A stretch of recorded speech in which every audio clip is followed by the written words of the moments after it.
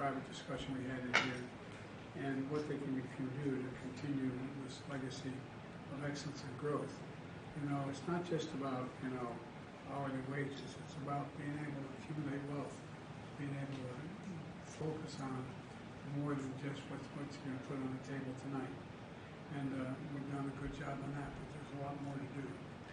And HBCUs produce 40% of all black engineers in America, 50% of all black lawyers, 70% of all black doctors and dentists, and 80% of all black judges.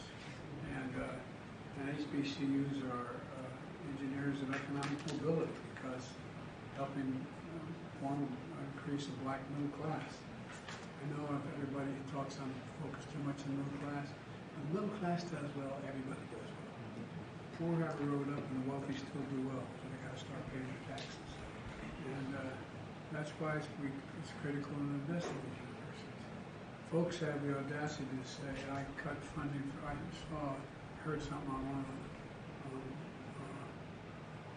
the internet that I cut funding for HBCUs. That's the furthest thing from the truth, but then again, a lot on the internet. But I kept my promise to make historic investments in HBCUs. Tony mentioned $7 billion so far, including research investments, the largest increase in Pell Grants in over a decade, a significant percentage of African Americans going to college and receive Pell Grants. Student debt repayment plan is a total lifetime payment per dollar borrowed for black students and families is cut in half, and established a board to do even more. We just had a good discussion around ensuring HBCUs continue to be strong financially and affordable for students. And Tony, you mentioned the four things that you suggested in the report: growth, infrastructure, the whole idea of student support, and research. And I was reminiscing that when I was a senator and then a vice president, I realized we had the ability as vice president. The president had the ability to assign government programs that were funded to, for example, build a new aircraft carrier. Who puts on the deck? Well, we're supposed to pick Americans and American material and American personnel. And I remember going down to an HBCU in northeastern Virginia, and they had the capacity to do anything anyone else did, except one thing: they had no laboratories. And so the infrastructure of the school is not just housing, not just the classrooms in which you meet in, it's the laboratories to be able to take advantage of the opportunities to compete for the contracts that are being put out by the federal government that generate artificial intelligence around the corner and not around the corner. Back right now, you know, we have to increase that even more. And with regard to the making sure that we engage in making sure you have student support, well, that's why we increased Pell Grants so significantly. And we're going to continue to do that, and that's why we're focusing so much on infrastructure and research. And so the point is that in the meantime, I want to say a word about those in Congress who are willing to shut down the government. I know you all want me to stick exactly to the subject. You don't want to ask me any questions about anything else. I know that. What? Excuse me, I'm having trouble hearing me. I know anyway. In the meantime, I want to say a word about those in Congress who are willing to shut down the government. Just a few months ago, the Speaker of the House and I agreed to spending levels for the government. We were up right to the very edge, almost reneged on our debt, and that we're going to fund essential priorities and still cut the deficit by $1 trillion over the next decade. Now, a small group of extreme House Republicans, they don't want to live up to that deal, and everyone in America could be faced with paying the price for that. We changed it. We made a deal. We shook hands. We said, this is what we're going to do. And now they're reneging on the deal, which is not much of a surprise these days. And the black community in particular is going to suffer if that occurs. For example, Shutdown is going to risk nutrition assistance to nearly 7 million moms and children. It's going to disproportionately affect black families. The Department of Housing and Urban Development will have to stop nearly all its enforcement work fighting housing discrimination. EPA would have to stop its important work bringing environmental justice in frontline and fence-line communities, because most of the inspections and hazardous waste sites and chemical facilities would come to a halt. The historic work we're doing to increase the share of federal contract dollars going to small disadvantaged businesses would be disrupted. Funding the government is one of the most basic fundamental responsibilities of Congress, and if Republicans in the House don't start doing the job, we should stop electing them. Now, there's a lot more to say, but let me turn it over to Colin. Well, I want to, as the President has said, welcome and thank each of you for your service. Chair Dr. Allen, Co-Chair Dr. Glover, and the Advisory Board. I am proudly the first Vice President of the United States who was an HBCU graduate, and so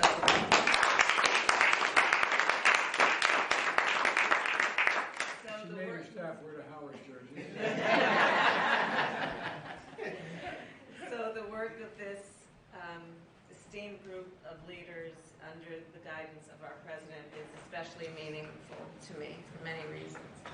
I strongly believe, based on experience and knowledge about what our country needs in terms of its strength and growth and development, that our HBCUs are extraordinary centers of academic excellence and must continue to be supported, not only because of the historical role that they have played in building and helping to contribute to America's leadership and global leadership, but also because, as the President has said, as we look forward, we know that our HBCUs are also pipelines for very extraordinary young people to enter the fields of work that we require to cure disease, to create that which we have not imagined, to supply us with the innovative approaches that will allow us to continue to work on the strength, prosperity, and security of our nation. So for all of those reasons, I thank this group for the work you do in advocating for the resources and the growth of our HBCUs.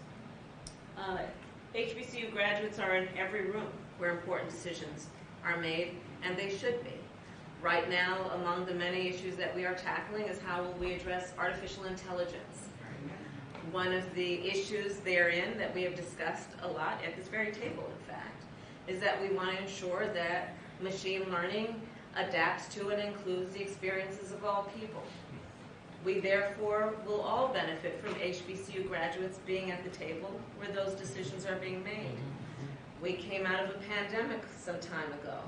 What we know is that when we look at health issues and public health crises, there will be disparities based on people's background, based on their race, and in order to best address those, we're going to want to have people in those fields of research who understand the culture, the mores, and the particular impact that certain communities have.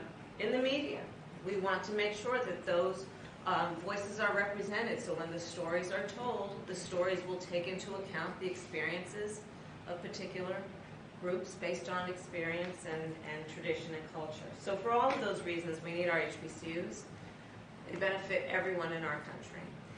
The President has been very adamant since we came in office that we will, as Dr. Glover said, we will not just think of our HBCUs as an afterthought, but they will be at the forefront of our mind.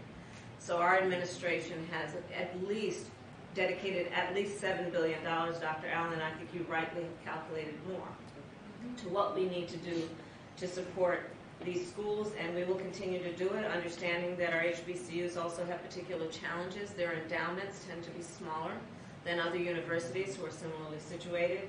50% of our HBCU buildings are in need of repair, and 70% of the students at HBCUs are Pell Grant eligible. These are all areas that our administration has been working on, and we will continue to do that work. And again, I cannot thank our President enough. Sometimes I think he almost wants to let me know that he has spent more time in an HBCU than I have. It becomes the source of a healthy debate between he and I in the Oval Office quietly.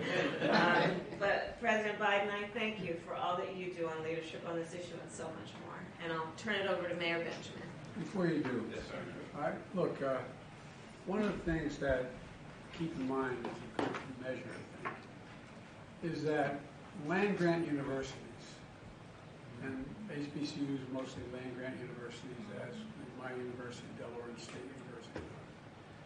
Land-grant universities used to be robustly supported by their state legislative bodies.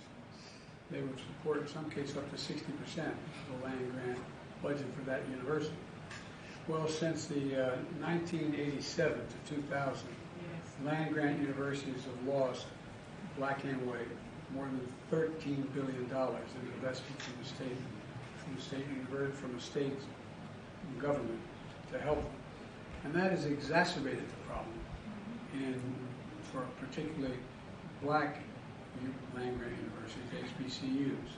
And I think it's important that we understand that, you know, the one thing and I know you're tired of hearing me say this about all my initiatives on the economy as well, is that if land-grant universities and, for example, HBCUs are doing extremely well, the producing students are going to make us wealthier, make us smarter, make us more compatible.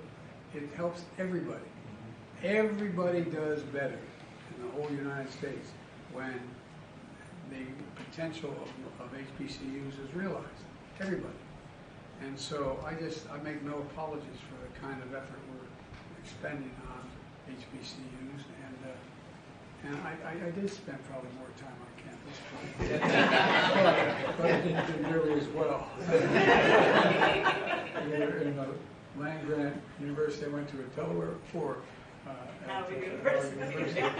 But all kidding aside, it really makes a lot of difference. But I'll turn it back to you, Steve. Thank you so much, Mr. President, Madam Vice President, our chairs, Dr. Allen, Dr. Glover, and this amazing body for your leadership. We're going to wrap it up right now. And thank you, everybody. Thank you. Mr. President, do you support UAW demands? Thank you so much. UAW demands, Mr. President. Thank you. I heard Do you support the UAW demands? one at a time. Mr. President, do you support the UAW demands? I think the UAW gave up an incredible amount back when the automobile industry was going under. They gave everything from the pensions on, and they saved the automobile industry. And I think that now that the industry is roaring back, they should participate in the benefit of that.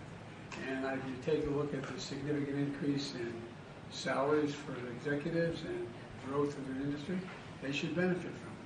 So yes, I always support the UAW. Thanks, guys. Let's go. Thank you. Thank you.